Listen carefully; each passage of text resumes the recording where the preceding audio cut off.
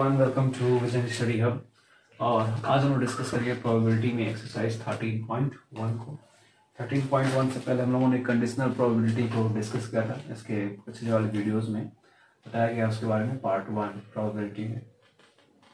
तो उसी conditional probability से बिलोंग करते हुए क्वेश्चन आपको इस एक्सरसाइज में देखने को मिलेंगे 13.1 में। तो पहला नंबर क्वेश्चन आपके स्क्रीन पर विजिबल हो भी रहा होगा, जिसमें दिया हुआ है PE इक्वल 0.6 और PF इक्वल 0.3 और PE इंटरसेक्शन F इक्वल 0.2 और हमें फाइंड करना है प्रोबेबिलिटी E बाई F और प्रोबेबिलिटी F बाई E, दो चीजें।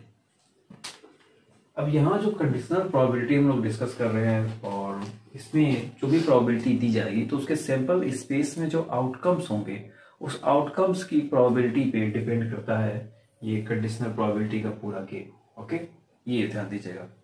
तो उसके अकॉर्डिंग यहाँ पे चीजें दी गई हैं। तो ये प्रोबेबिलिटी ऑफ E का मतलब कि इवेंट E है और प्रोबेबिलिटी ऑफ इवेंट F 0.3 दिया है और E और F इवेंट के आउटकम्स में जो कॉमन होगा उसको एज अ इंटरसेक्शन से दिखाया जा रहा है कि E इंटरसेक्शन F इक्वल 0.2। तो सबसे पहले बात करते हैं PE बाई F की। टू फॉर्मूले के अकॉर्डिंग चलते हैं, सब कुछ फॉर्मूले पर ही डिपेंड करता है यहाँ पे। फॉर्मूला और प्रॉपर्टी जो होगी उसके अकॉर्डिंग। तो PE by F equal PE intersection F by PF। कभी कभी क्वेश्चन में जो है यूनियन करके दिया जाता है, तो यूनियन का एक फॉर्मूला आपको पिछले क्लासेस में पढ़ाया जा चुका है कि अगर ये E यूनियन F दिया हो, PE union F equal PE plus PF minus PE intersection F, ये मेन फॉर्मूला होता है। अगर यूनियन दिया है और इसमें से कोई दो बातें दी गई होंगी तो इंटरसेक्शन आप यहाँ से फाइंड कर सकते हैं, या ये तीनों बातें दी गई हैं तो यूनियन आप यहाँ से फाइंड कर सकते हैं। इससे बिलोंग करते हुए क्वेश्चन आपको इस एक्सरसाइज में देखने को मिलेंगे। सो ये फॉर्मूला आपको लर्न रखने की जरूरत है, इसे भूलना नहीं है। अब ये जो मैंने लिखा हुआ है PE बाई F, यहाँ पे इनकी वैल्यूज को पुट करते हैं। E इंटरसेक्शन F की प्रोबेबिलिटी और F इवेंट की प्रोबेबिलिटी। तो E इंटरसेक्शन F कितना है 0.2,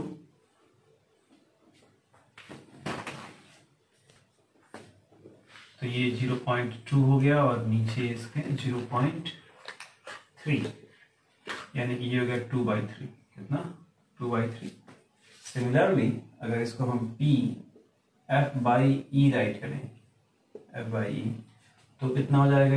ये ऊपर की चीज ऐसे ही रहती है, PE इंटरसेक्शन F नॉर्मली, और नीचे हो जाता है PE। क्या हो जाएगा? PE। अगर डिनोमिनेटर में यहाँ E है तो नीचे भी प्रोबेबिलिटी ऑफ इवेंट E रहेगा। तो ये हो गया 0.2 बाई 0.6, यानी कि 2/6 बिटवीन 1/3। इसकी प्रोबेबिलिटी हो गई 1/3।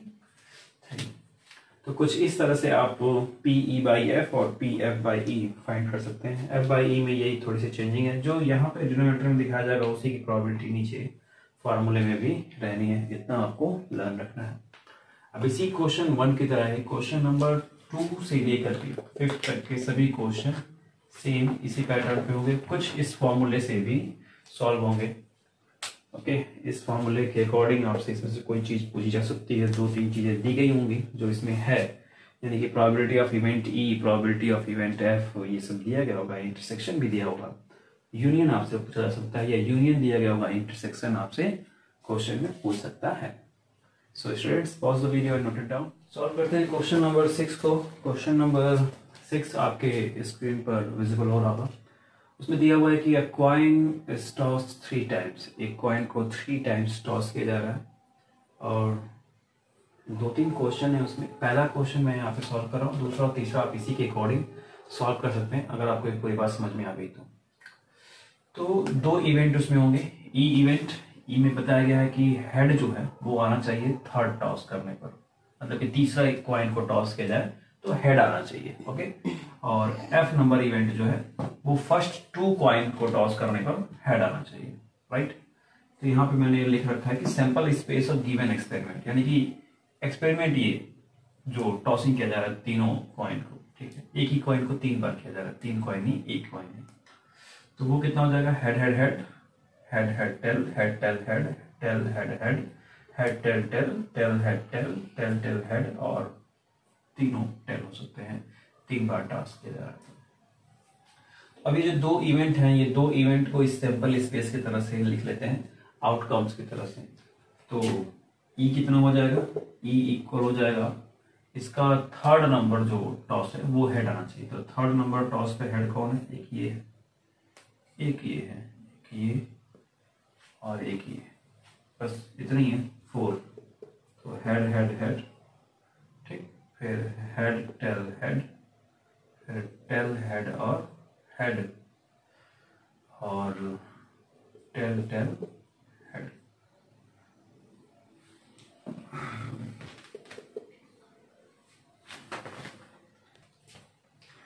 तो एफ में कह रहा है कि head on first 2 toss. First 2 toss में तो एक तो यही है, ठीक है, ट्रिपल हेड, और दूसरा कौन है, दूसरा एक ही होगा, एक ही है, बस दोनों टॉस जो है वो हेड है, यानी कि हेड हेड टेल, और तो कोई ऐसा नहीं है कि जिसके दोनों टॉस करने पर हेड आए।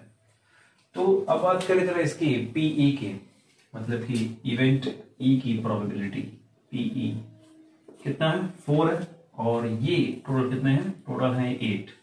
तो कितना हो गया, 4/8 यानी कि 1/2, 1/2, 4 ये और टोटल 8, तो 4/8 इक्वल 1/2 प्रोबेबिलिटी के फॉर्मूले के अकॉर्डिंग।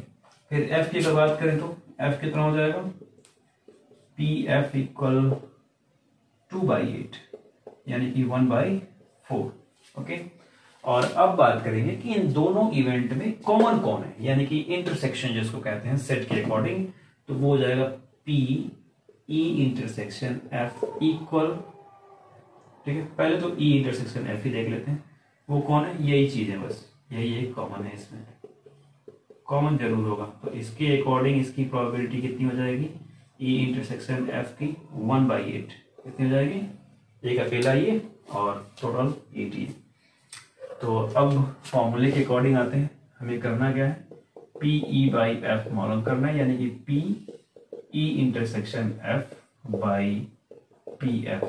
तो ये कितना है, 1/8 अपॉन पी एफ कितना है, 1/4। तो चेंज करेंगे तो ये हो जाएगा 4/8 यानी कि 1/2। यही आपका क्या है, कंडीशनल प्रोबेबिलिटी है दोनों इवेंट का, ई और एफ का, पी ई बाई एफ। तो अब इसी की तरह से इसमें जो और 2 क्वेश्चन है वो भी आप सॉल्व कर लेंगे, फॉर्मूला आपका सेम यही रहना है। फिर उसके बाद आप 7 से लेकर फिर 9 तक की सभी क्वेश्चंस को सेम इसी पैटर्न पे सॉल्व कर सकते हैं। सब में इस तरह से स्टोरीज दी जाएंगी, स्टोरीज के अकॉर्डिंग आपको सैंपल स्पेस बनाना होगा, सैंपल स्पेस से फिर उस इवेंट का आउटकम्स दिखाना होगा, फिर उसकी प्रोबेबिलिटी सिमिलरली इसी तरह से फाइंड करनी होगी, और फिर आप कंडीशनल प्रोबेबिलिटी इस फॉर्मूले के थ्रू फाइंड कर सकते हैं। Too much easier.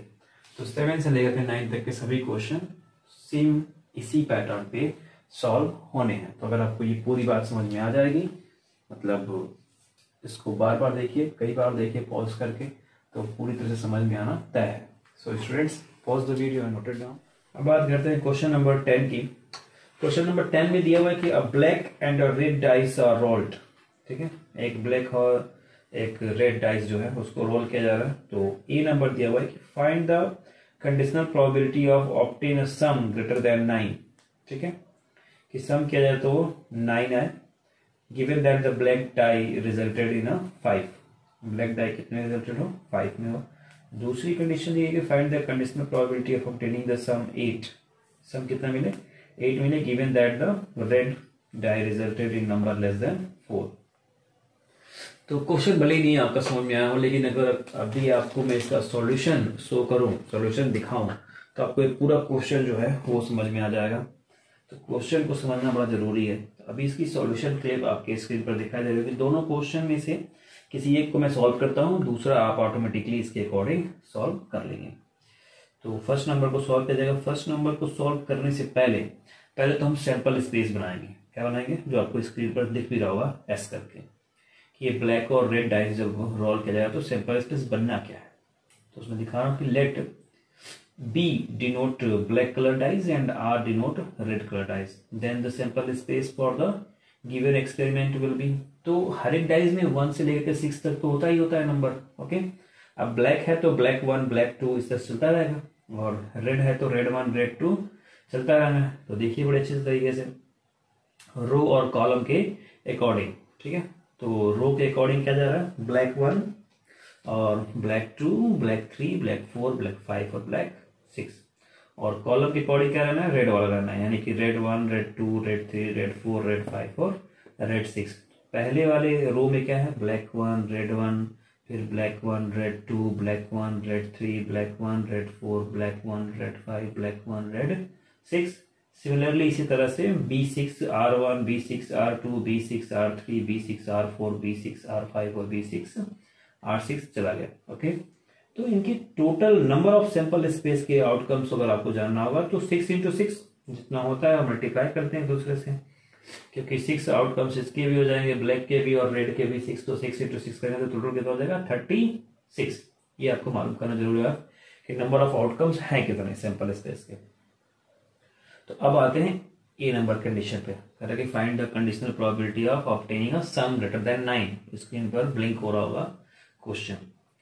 तो इसमें ए नंबर में लिखा भी है कि let A be the event of obtaining a sum greater than 9, जिनका सम करें तो कितना है 9 से ग्रेटर है, चाहे ब्लैक हो या रेड हो, इन दोनों के डाइस का नंबर मिलाएं तो 9 से ग्रेटर है। और बी जो है वो getting 5 on black dye, black dye पे क्या होना चाहिए 5 आना चाहिए। तो B5 वाले को सबको नोट कर लीजिए। ओके, तो ए वाले में देखिए ए इक्वल कितना दिया हुआ है B4 रेड 6, तो 4 और 6 ऐड करेंगे तो कितना आना है 10 आना है। ओके, फिर कामा कर दिया हुआ है B5 और R5, इन दोनों को ऐड करेंगे तो 9 से ग्रेटर आएगा।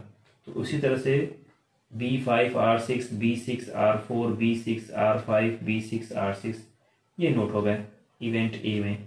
इवेंट बी में B5 R1 B5 R2, मतलब कि ब्लैक वाले पे 5 होना चाहिए, तो उसके जितने आउटकम्स हैं लिख लिए गए।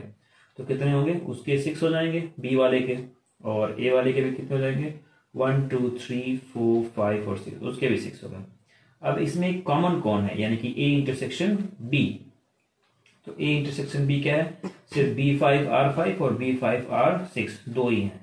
तो प्रोबेबिलिटी ऑफ इवेंट ए कितना होगा 6/36 यानी 1/6, प्रोबेबिलिटी ऑफ इवेंट बी वो भी 1/6, और इंटरसेक्शन ए बाई बी जो है वो कितना होगा 2/36 यानी 1/18। तो कंडीशनल प्रोबेबिलिटी के डिफिनेशन के according P A by B कितना हो गया 1/18 अपॉन 1/6 यानी कि 1/3, ये प्रोबेबिलिटी आ रही है। इसी तरह से आपको दूसरा क्वेश्चन जो 10th नंबर में दिया है उसे भी आपको सिमिलरली इसी तरह से रन करना है। सबसे पहले आपको सैंपल स्पेस पे ध्यान देना है, फिर उसके बाद इवेंट की कंडीशन क्या कही जा रही है, वो 2 इवेंट्स बनाने हैं, चाहे आप ई इवेंट बनाएं, एफ बनाएं या ए बनाएं या बी बनाएं, सी या डी कुछ भी आप ले सकते हैं एज ए लेटर। ओके, तो इस तरह से आपको ए बाई बी प्रोबेबिलिटी जो है कंडीशनल प्रोबेबिलिटी के अकॉर्डिंग फाइंड कर सकते हैं। अब इसी क्वेश्चन की तरह क्वेश्चन नंबर 10 की तरह ही क्वेश्चन नंबर 11 12, ओके 11 और 12 नंबर क्या है सेम है, 13 भी सेम है, सिमिलरली है 13 14, और ये सभी के क्वेश्चन क्या है सेम है, 13 14 तक क्वेश्चन क्या है सभी सेम है 11 से लेकर के।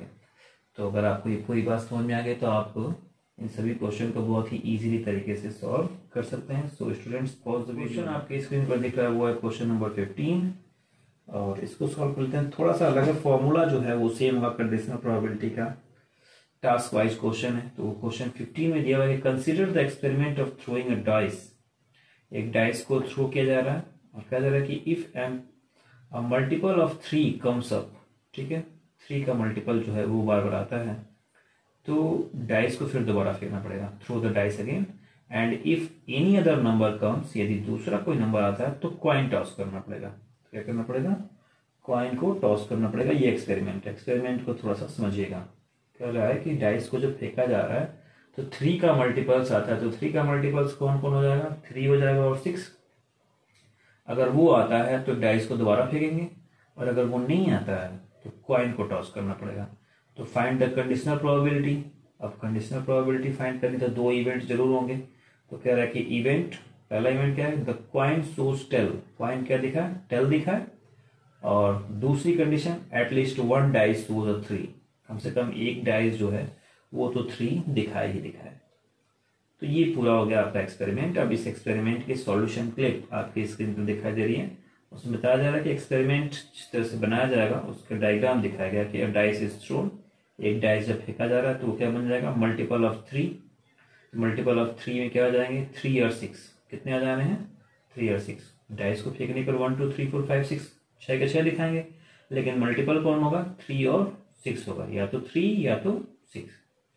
दूसरी चीज कही जा रही है कि एनी अदर नंबर, दूसरे नंबर्स कौन कौन से हो जाएंगे, 1 2 4 और 5। गुड। तो कह रहा है कि 3 और 6 अगर आते हैं तो डाइस को दोबारा फेंकना पड़ेगा, बात को समझिएगा। इसीलिए उसके नीचे पूरे के पूरे 1 2 3 4 5 6 दिया हुआ है। 3 और 6 अगर आ गए तो डाइस को फिर दोबारा फेंकेंगे तो 1 भी आ सकता है, 2 भी आ सकता है, 3 भी, 4 भी, 5 भी और 6 भी।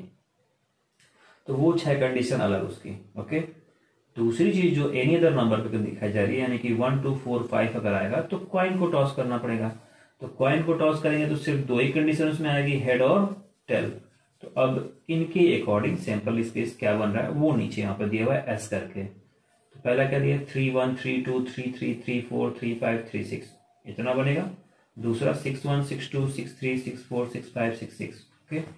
और अगर दूसरा नंबर आए यानी कि 1H 2H 4H 5H हो जाएगा, 1T 2T 4T और 5T।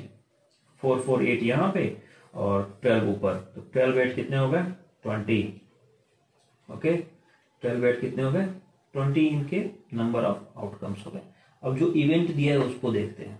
इवेंट में क्या कह रहा है कि let E be the event that the coin shows a tail. Coin क्या लिखा है, टेल। टेल दिखाने वाले 4 कंडीशन है, 1T 2T 4T और 5T दिखाया भी जा रहा है ई करके। दूसरा कह रहा है F be the event at least one die shows a 3। One die क्या लिखा है, 3 लिखा है। तो 3 1 3 2 3 3 3 4 3 5 3 6 और 6 3, इतनी कंडीशन है। तो अब इसमें कॉमन जब लिया जाएगा तो ई इंटरसेक्शन एफ, कॉमन कुछ भी नहीं है, यानी कि 5 कॉमन है। अगर कुछ कॉमन इधर क्या होता है, 5 कॉमन होता है। तो इसकी प्रोबेबिलिटी कितनी हो जाएगी, 0। Probability E intersection F equal कितना हो जाएगा, 0। तो अब डिफिनेशन ऑफ कंडीशनल प्रोबेबिलिटी में आएंगे, ई इंटरसेक्शन एफ निकालने के तो 0 अपॉन पी एफ कितना हो जाएगा, 0, यानी कि इसकी प्रोबेबिलिटी 0 हो गई। तो कुछ इस तरह से सॉल्व हुआ क्वेश्चन नंबर 15। एक्सपेरिमेंट अगर दिया गया तो उस एक्सपेरिमेंट के सैंपल स्पेस को पहले राइट कर लीजिए, फिर 2 इवेंट्स जो कहा जा रहा है 2 इवेंट्स के आउटकम्स को अलग अलग स्प्लिट कर लीजिए, फिर उसका जो इंटरसेक्शन है उसको भी स्प्लिट कर लीजिए और फिर फार्मूला इनपुट करेंगे तो वैल्यू आपको मिल जाएगी कंडीशनल प्रोबेबिलिटी की। सो क्वेश्चन नंबर 16 और 17 भी इसी तरह से होंगे, बहुत ज़्यादा हार्ड नहीं होंगे। फार्मूला आपका यही होना है। तो अगर आपको पूरी बात समझ में आ गई होगी, जितने भी क्वेश्चन अभी तक बताए गए, तो आप इस एक्सरसाइज से रिलेट करते हुए कोई भी क्वेश्चन को बहुत ही इजीली तरीके से सॉल्व कर लेंगे, चाहे वो इस बुक का हो या किसी सप्लीमेंट्री बुक्स का हो। और इसे रिलेट करते हुए क्वेश्चन जो है बोर्ड एग्जाम्स में भी आते हैं। तो इसलिए इस वीडियो को कई बार देखें, बार बार देखें, तब तक जब तक कि पूरी बात समझ में ना आ जाए।